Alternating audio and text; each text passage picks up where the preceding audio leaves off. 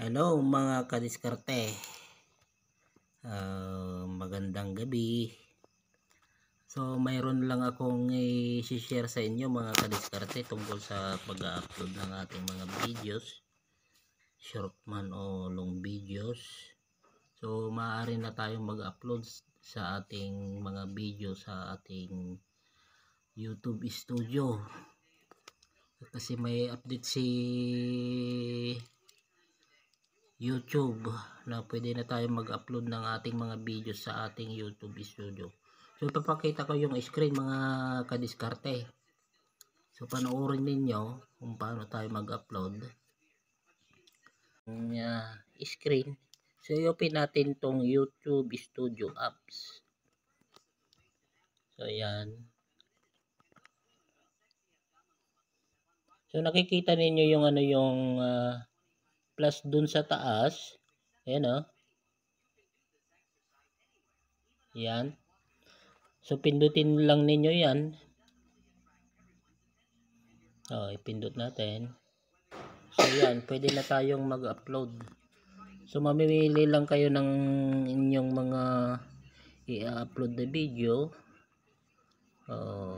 Halimbawa itong ni-record ko, yan. Pwede na tayong So lagyan na ninyo ng ng title, bagong paraan paano mag-upload ng video sa YouTube. Yan. Pag may nailagay na ninyo yung title, descriptions, ano pa ba yung tags, kasi meron tayong tags dito. Asan ba yung tags? Ay wala.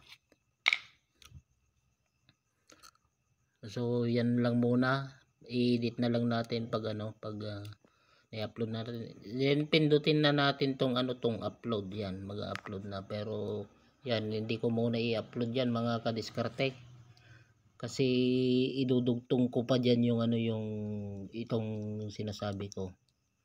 Then pagkatapos ninyong ma-i-upload, then edit nyo na yung mga keywords ganon, para makita yung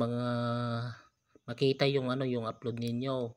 So wag ninyong kalimutan maglagay ng keywords.